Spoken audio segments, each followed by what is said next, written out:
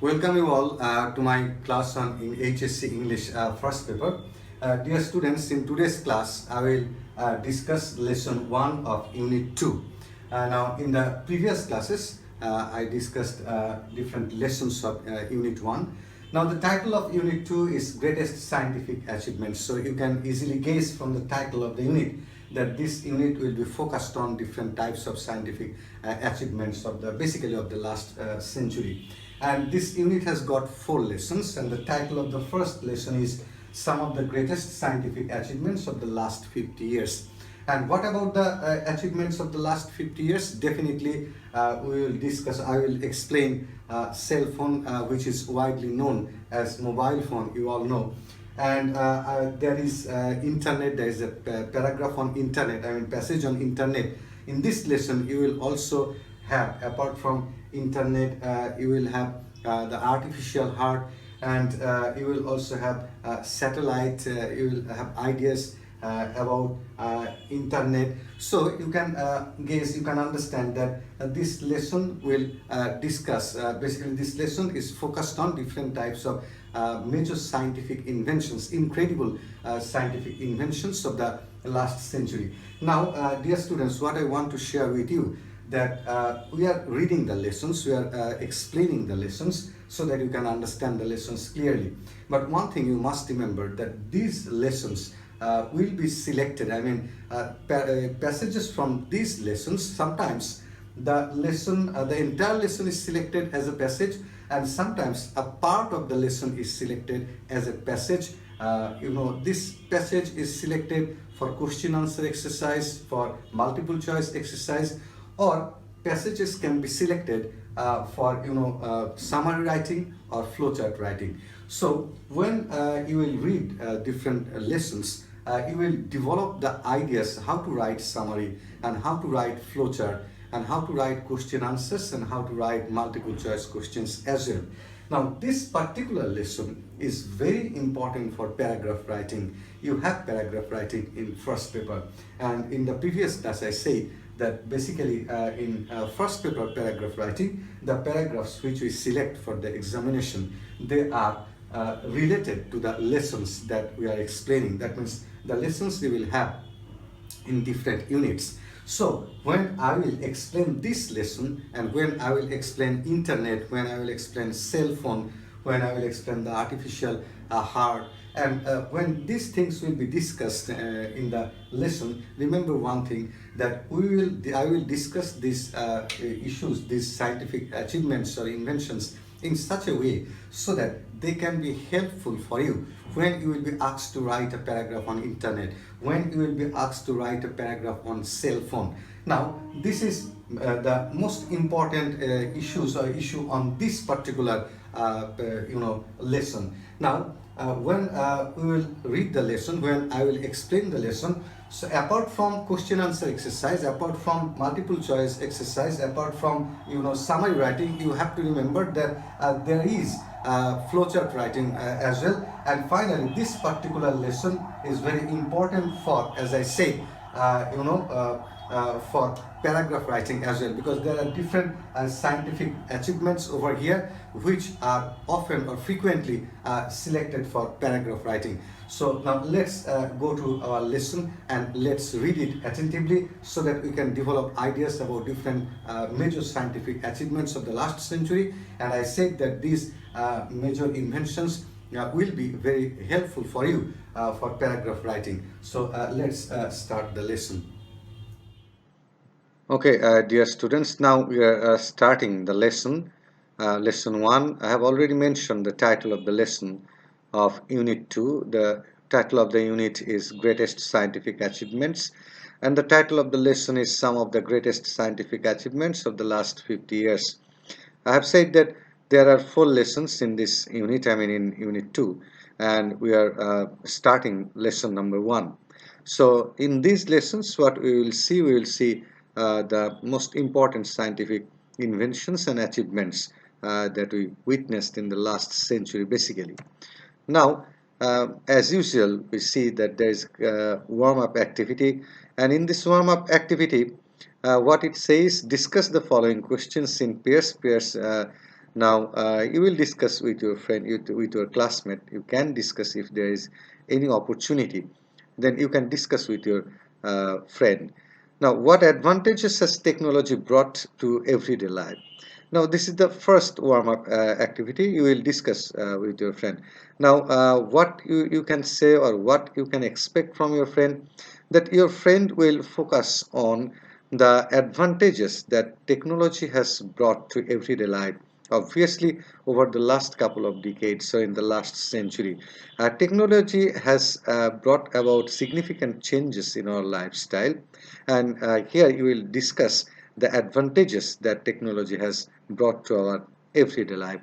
So that must be the focal point of your discussion. Then you can also discuss that what kind of technological development we have seen, we have witnessed over the last couple of years, over the last couple of decades.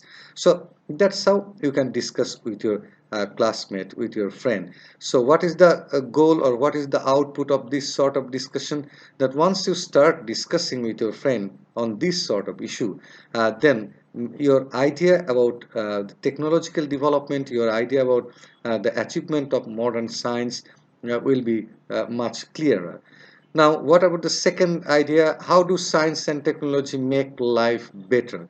So you know that technology and science, they have got a huge contribution to the development of human lifestyle, and it has changed our lifestyle. It has given speed to our lifestyle.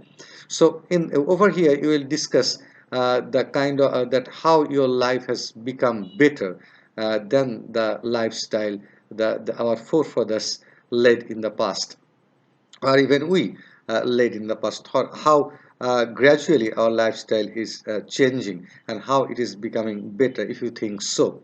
So that's how you can also discuss this point with your friend. Now, what in your opinion are some of the greatest scientific achievements so far?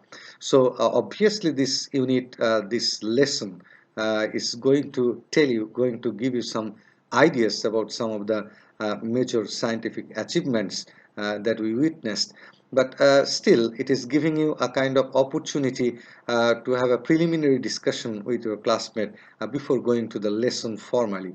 Now, this is exactly a warm-up activity to make you prepared for the lesson. And I have told you that when we will start the lesson, you will notice, you have to observe plenty of things, and starting with you may be asked to write question answer, and you may be asked to write, to answer multiple choice questions. You may be asked to write summary. You may be also asked to write flow chart from the same passage. And you know these lessons I have already mentioned are also important for paragraph writing, even for fill in the gap activities, and the poems or even the stories that you will see in this, that you will read in this text, are also important for story writing, also important for theme writing. So this text is very important for you, and that is the reason why we are reading line by line. And once we develop our ideas about phrase and clause, that we will gradually discuss phrase and clause as well, then you will also start identifying the clauses and the phrases from this sort of lesson. Now let's start the reading the passage, lesson 1 of unit 2. We human beings tend to forget how far we have come as a species in a relatively short period of time. So that is the first sentence of this lesson. Now, what does the sentence mean? The sentence, if we read the sentence again, let's see. We human beings tend to forget. So we have got the tendency to forget how far we have come as a species in a relatively short period of time. So it indicates that in a relatively, comparatively, in a short period of time, we human beings, we have achieved plenty of things, and we have crossed huge borders, and we have achieved many things. We human beings tend to forget, and we have the habit of forgetting that how much development we have done, we have accomplished in a relatively short period of time. So that's exactly what we forget. But the sentence focuses on the issue that we have done huge achievement, and we have come forward to a large extent over a very relatively short period of time. And it's true that in the last 50 years, in the last 30, 40 or 50 years, the kind of development we have witnessed, we have experienced in the field of science is really incredible. So that's exactly what the sentence indicates over here. Now, it was only in the 1870s when we had the first house that was lighted with electricity. So electricity was invented, and then we saw the houses being lighted. It became full of light, because of the invention of electricity. We also got the opportunity to make our houses full of light. So it's only 150 years back that we had electricity. Cars just started to become available 100 years ago. So just imagine that it's only 100 years that cars became available in the world. Charles Lindbergh made the first transatlantic flight in 1927. So almost 100 years, not even 100 years, 90, around 90 years that aeroplane crossed the Atlantic. So it's everything. Almost all these things happened in the last 100 years or 130 years. Televisions didn't become widely available until after World War II, and televisions became available for people only after the Second World War. So it's a matter of 70 years. So what we observe that in the last century, the field of science or huge and plenty scientific development or achievement we experienced and we had in the last century. So that is very important, and this unit is going to focus on this development of science. And as I said earlier, that when I will read one by one, then you have to also remember one thing, that these are also important for paragraph writing and even for essay writing, though essay is not in first paper. In second paper you have essay, but sometimes we see that achievement of modern science, this essay is also very important. So you will definitely take help from this passage to prepare your essay on the advances or on the achievement of modern science. And in other words, the advances humankind has made in a relatively short period of time have been nothing short of extraordinary. So the kind of development we human beings did in a relatively short period of time is basically extraordinary. It's incredible, and we did it in a very short time. Perhaps just as extraordinary is how we tend to simply adapt to these incredible changes. And what is more extraordinary, that we achieved many scientific inventions. There were technological advances and technological development in different sectors, and that is significant. And what is more significant, that we have tried to adapt with these changes very quickly, and we have been successful to adapt with these changes very quickly. So that is also extraordinary. Invention is one thing, and to adapt with the invention and to adapt with the achievement, to adapt with these discoveries is also very important. So it is also incredible with the speed with which we have adjusted ourselves with these changes, with these scientific advancement. It is also extraordinary. Not realizing how completely our world has been altered in a short span of time. Do we really realize? Do we really comprehend that how the world has altered, how the world has changed in a relatively short span of time? With that in mind, it is worth looking back at some of the amazing scientific advances we have made in the last few decades. So with this thing that we have done huge scientific achievements in the last couple of decades.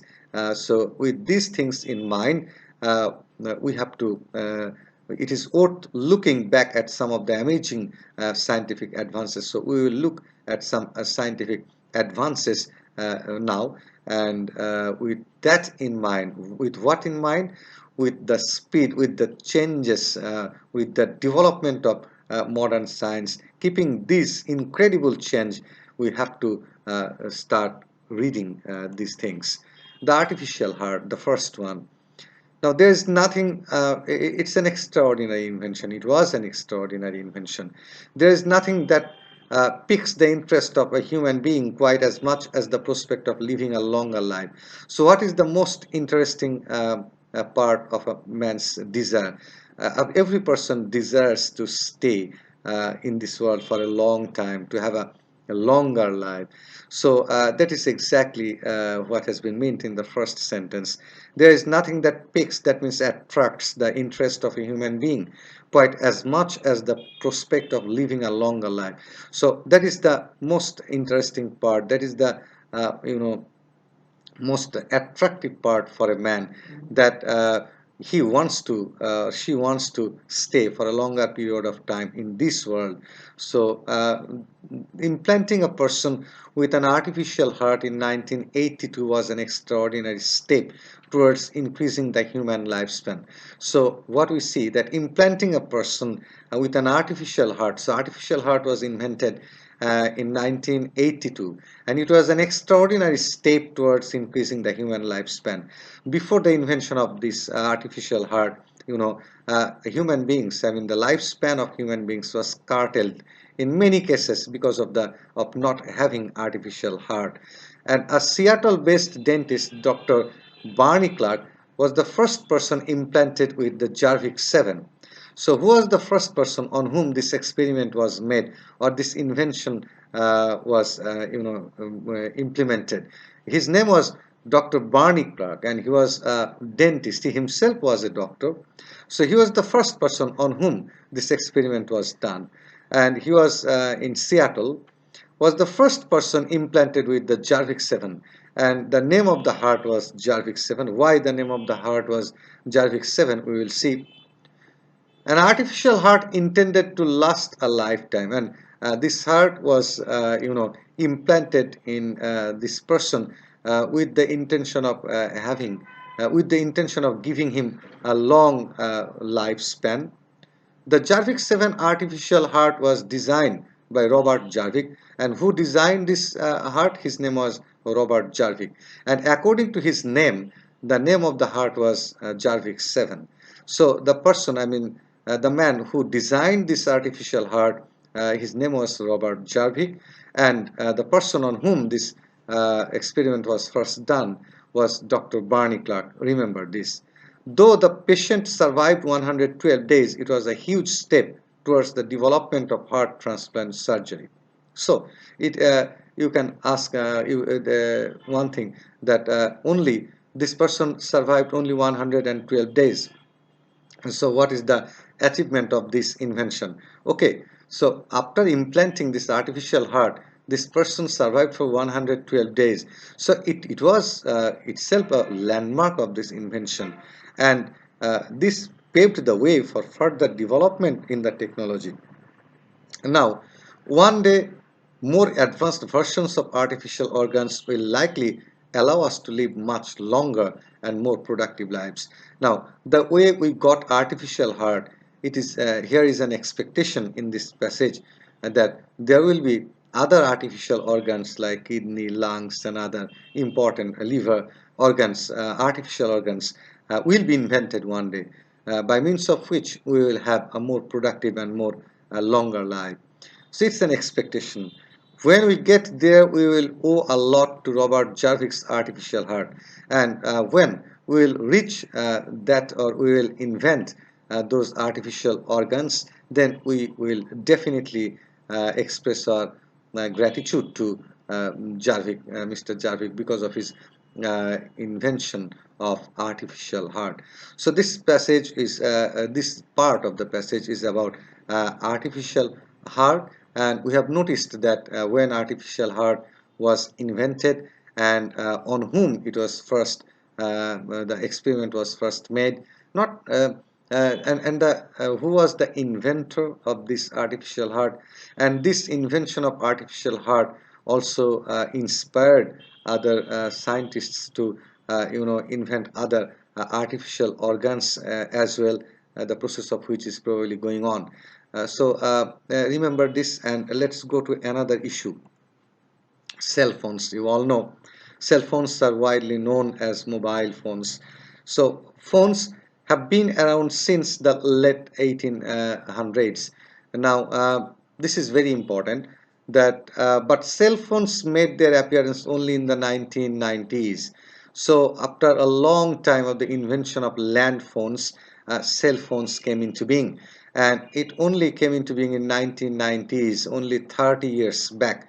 So it's incredible. Within 30 years now, we cannot even think about our life without the presence of cell phones or mobile phones. Today, by some estimates, more than 100 million people in Bangladesh and more than 4.6 billion people worldwide have mobile phones. So statistics has changed even after this passage. When this passage was written, this statistics was belong to that time, and the statistics belong to the time when this passage was written. But now definitely the number has increased, and more than 100 million people in Bangladesh and more than 4.6 billion people worldwide have mobile phones. Anything that is useful and paid so fast has to be considered one of the greatest inventions of all time. So why should we, if somebody asks you that why cell phone should be considered as one of the greatest inventions of modern science? Because the even after the invention of cell phone, within 30 years, it has almost reached every house in the world, almost every house, and almost every person carries a cell phone. So within 30 years, the mobile phone, I mean the cell phone, has reached every house. So the invention that has reached every house within such a short period of time has to be considered as an exceptional invention. Just 2 decades ago in Bangladesh, even landlines were difficult to obtain, let alone mobile phones. So this is very important. Even just 2 decades ago in Bangladesh, only 20 years back in Bangladesh, even landlines were difficult to obtain. So land phones were also uncommon, unfamiliar, and it was difficult to have a land phone. Only the important offices had land phones, and only some people had land phones, and it was costly as well. And even after having the ability to spend money, people would not get it because it was not that much easy to have landlines. So just try to realize that how fast and within such a short time this mobile phone and cell phone has simply made a kind of revolution in the world of communication. And today, people from all social strata use cell phones. So not only the upper class people, I mean middle class people, lower middle class people, lower class people, upper class people, and all types of people, they use cell phones. From street vendors to business executives in luxury cars. So even the street vendors and the business executives. So from lower class to upper class, every person now has got mobile phone or cell phone, and from villagers to urbanites. So even the villagers have the mobile phones or cell phones, and even the people, I mean the city people, urbanites mean city people, they have the mobile phones. Now we see a kind of statistics. Let's see. Since May 2015, Bangladesh joined its South Asian neighbors India, 862 million users of mobile phone obviously, and Pakistan 122 million users on the list of countries with 100 million or more mobile phone users. So look at the statistics. The statistics has changed. I said that 100 million mobile phone users are there in Bangladesh. Now it has again increased. The other countries on the so you must have noticed that how many people use mobile phones. The other countries on the list are China, 1 billion users. So Russia, Brazil, the United States, Indonesia, Japan, Germany, the Philippines, and Nigeria. So these are the countries. You know, there are there are huge number of mobile phone users in these countries. Let's go to the next slide. Now, the personal computer. Today, dear students, this is an extraordinary invention in human civilization. Today, we take for granted that we have one machine that allows us to access the internet, do word processing, use a calculator, watch TV, play games, and do a host of other things. So, personal computer, if you have personal computer, a personal computer serves the purpose of plenty of machines, and it serves the you can use internet if you have a personal computer. You can do word processing. You can it also serves the function of a calculator.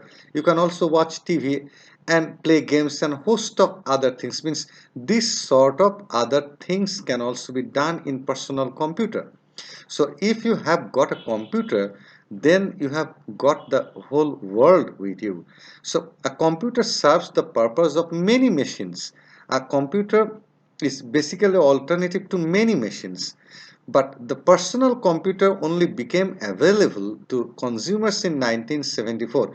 And remember one thing, in 1974, it became available in United States and the first world countries, not in our country. And in our country, it became popular afterwards. Things really took up when Microsoft Windows was introduced in 1985. So things really took up means things basically gained speed when Microsoft Windows was introduced in 1985. So after 1985, with the introduction or starting of Microsoft Windows, computer became very popular to the people of the universe.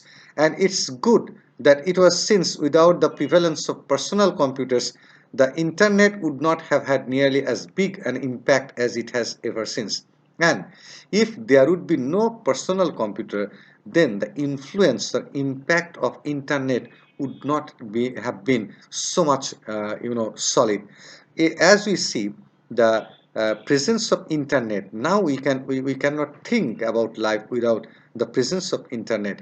Now this popularity of internet, I mean internet has gained popularity because of the presence of personal computer. Now we have access of internet in our mobile phone, in our cell phones as well.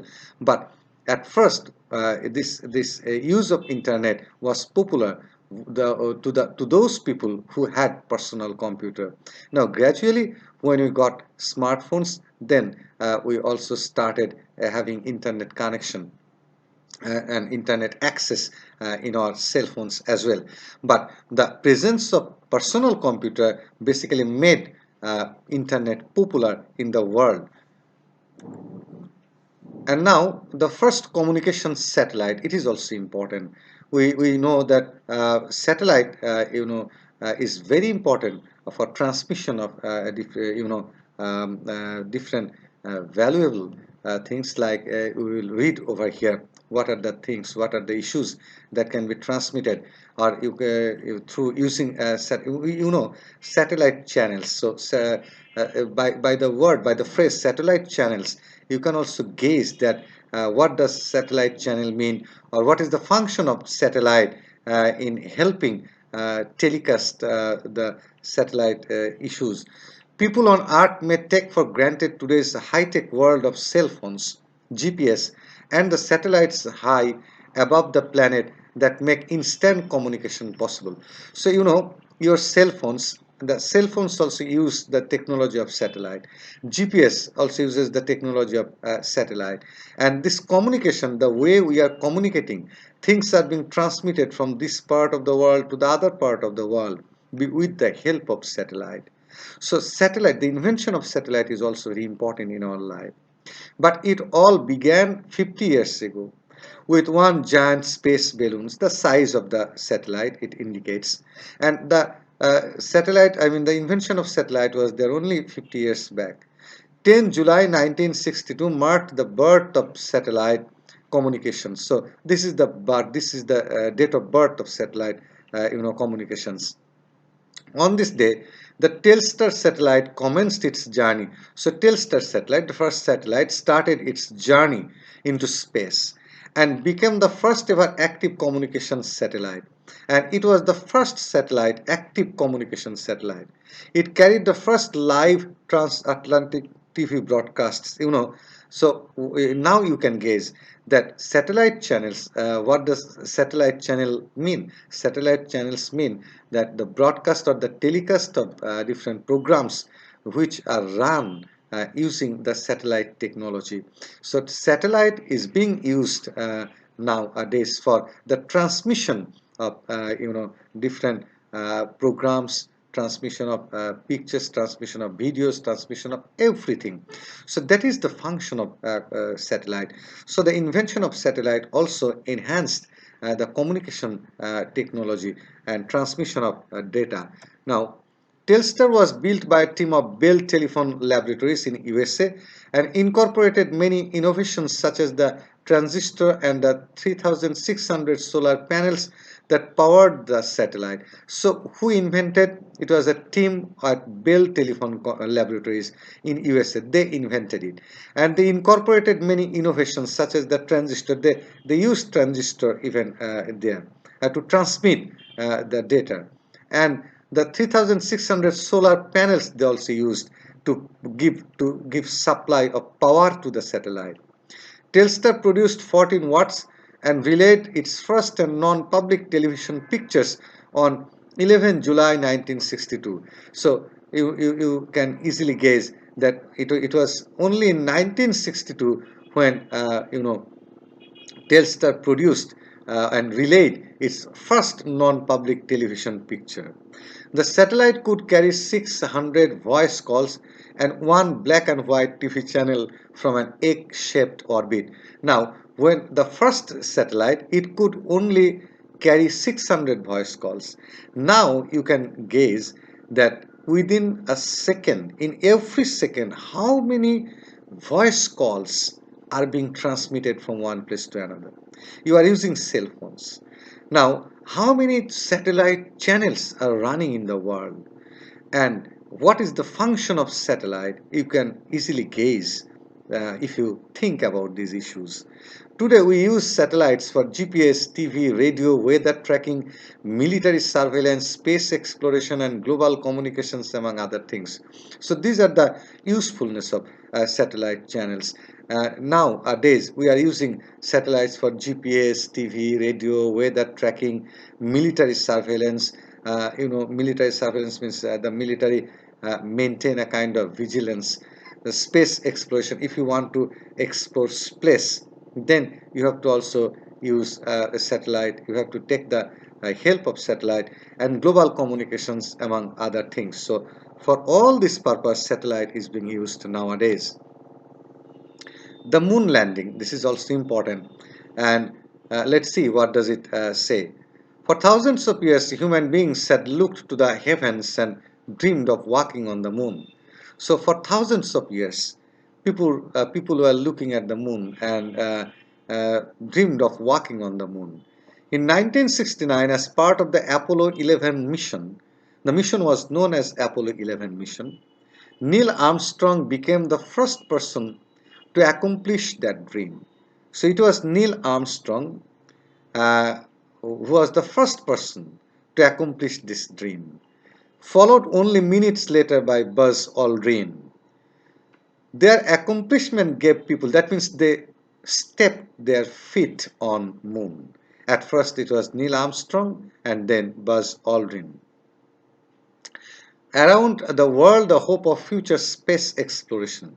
So after stepping onto the moon, it enhanced the speed of space exploration. In fact, it was a feat, it was an achievement that was so fantastic that there are still conspiracy theorists who insist it could not be possible. So this moon exploration and this stepping on moon was so incredible that even there are theorists, there are people who say that these three, Neil Armstrong, Aldrin, and Michael Collins was there also. They did not go to moon.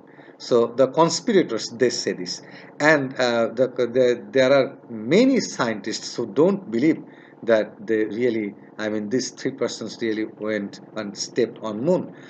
Now this is known as conspiracy theory. Putting a man on the moon is perhaps man's most inspiring accomplishment, but we will take it granted that basically they stepped on moon, and this was probably it was the most inspiring achievement of man. It opened the door to future space travel because it opened the door.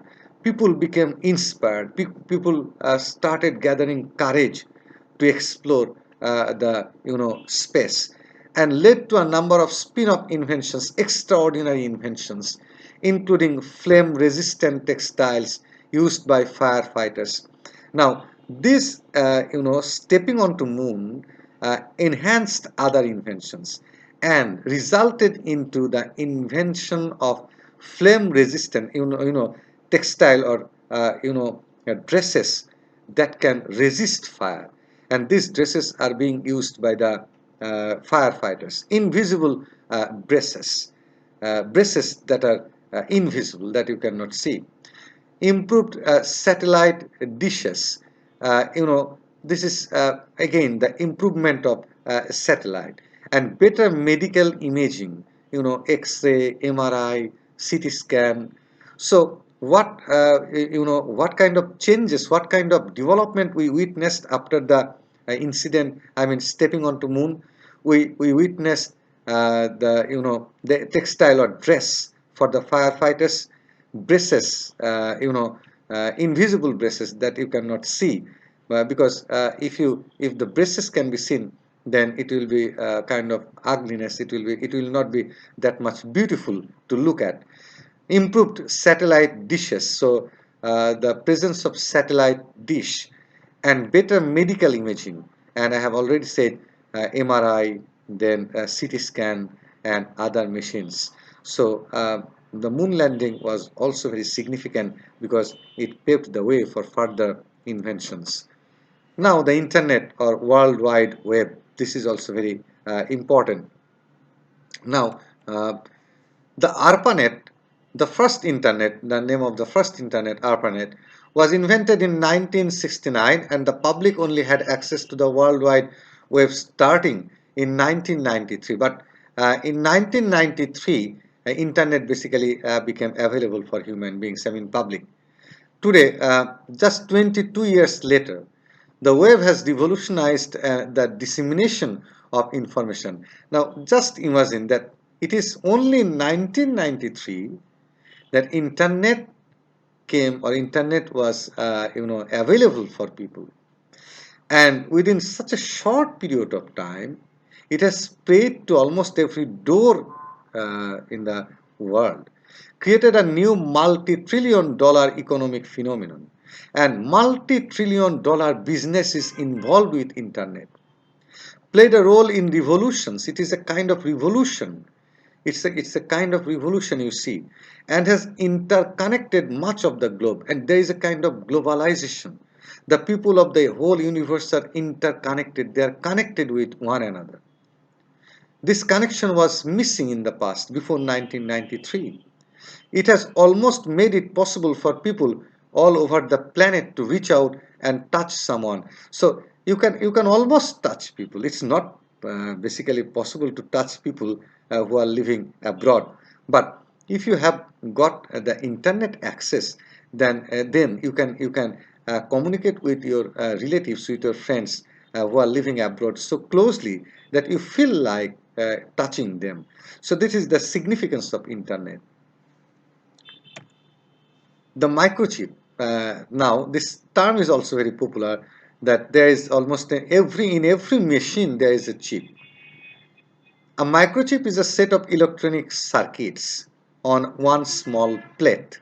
So this chip nowadays is present in almost in every machine, of semiconductor material, normally silicon, so it is made of basically silicon. Microchips are used in virtually all electronic equipment today. As I said earlier, that you will see the presence of microchips in all electronic equipments and have revolutionized the world of electronics. And it has basically brought about a revolution in the world of electronics. The forerunner to the microchip was invented back in 1959. So it was invented in 1959, but it did not really start to take off until 1980s. But though it was invented in 1959, it did not become popular until 1980s. Since then, incredible advances in microchips have made it possible for them to be cheaply and efficiently used for calculators. And up in 1990s, it became cheap. I mean, microchip became cheap.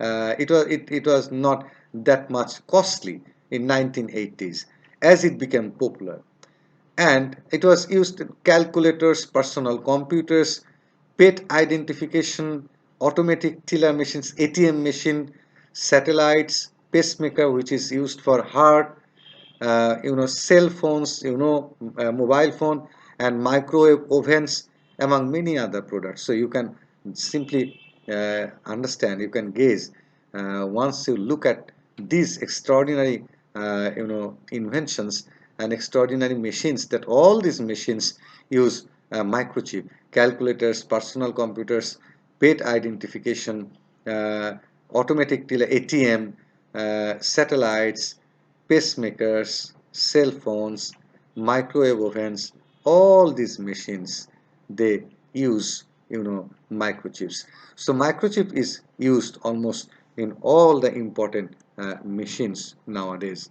Now, dear students, when I started my discussion on this lesson, I said that why these lessons are important? Because there are question answers, there are multiple choice question answers. There is also summary, there is flowchart.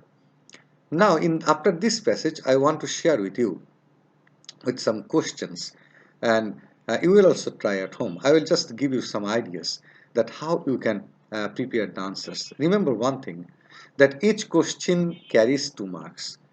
So once you start writing the answer of the question, keep it in your mind that don't copy the lines from the text. Don't simply copy it, and just look at the question. What does the question ask? And you have to answer according to the question. If you use extra words, then the length will be longer. So what we suggest that it's uh, if it is possible to complete your answer within 2 sentences, then it's fine. Sometimes your answer will be finished within a single in a single sentence, so it's okay, no problem. But don't make it too big, and give straightforward answer. By 2015, how many countries in the world had 100 million or more mobile phone users? How will you prepare this answer? How many countries in the world had? So when we read the passage, you will go back to that. And what are the countries? We can still remember that it was India, China, in Bangladesh as well, and other countries. The names of other countries were there, and you have to use their names, the names of those countries, and that's how you have to write this answer. What is Jarvik 7? I have already discussed. Why is it so significant in the advance of medical science? Why is it significant? Because it paved the way uh, for other inventions. It inspired other inventions, and it inspired the invention for other artificial organs. And what is Jarvik 7? It was artificial heart. So very straightforward answer. And I hope that you will practice these questions at home gradually. I'm telling you that gradually we will focus on these questions, on summary writing, on flowchart writing. But since we are in the initial stage, that's why we are reading the passage. We are trying to develop the habit of reading passage in you. And once we start dealing with this passage in different manners, I mean, question answers, multiple choice, writing summary, it requires other, extra classes. Extra classes, I mean, different classes. A single class on summary writing, single class on flowchart writing. We will discuss these issues one by one. But in today's class, I am just giving you some ideas that how question answer can be written. What is the most important function performed by Telstar satellite? Transmission of data from one place to another. That is the most important function. There are some conspiracy theorists, I said, who insist that no human being ever set foot on the moon. Do you support their views? Give reasons for your answer. So, do you think, or do you agree with the conspiracy theorists that who think that Neil Armstrong, Aldrin, and Michael Collins didn't step on moon? If you think that they didn't step on moon, it was just a fake video by the United States of America, then you have to give your answer in favor of your statement. If you think that they didn't step on moon, then you have to give your answer. Now, this is important. This answer is not given in the text. So in such cases, you have to write your own answer. You have to give your own opinion. Only in these cases, if you are asked to give your opinion, only in such case you have to give your opinion. Otherwise, you have to give your answer from the text. I don't mean that you have to copy from the text. You have to take the material, you have to take the idea from the text, but you have to write in your own language. That is important. But when you are asked to give your opinion, only in that case you have to give your opinion. Last one, you have read about 7 amazing achievements of science in the last 50 years. In your view, which of the achievements has the strongest influence on human beings? Explain why. So we have read about 7 amazing achievements. So which one do you think?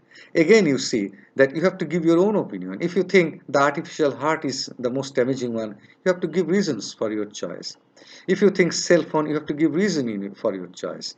If you think it's internet, you have to give reason for your choice. So this is how you have to write the answer. So I hope that you will start practicing question answer at home as well.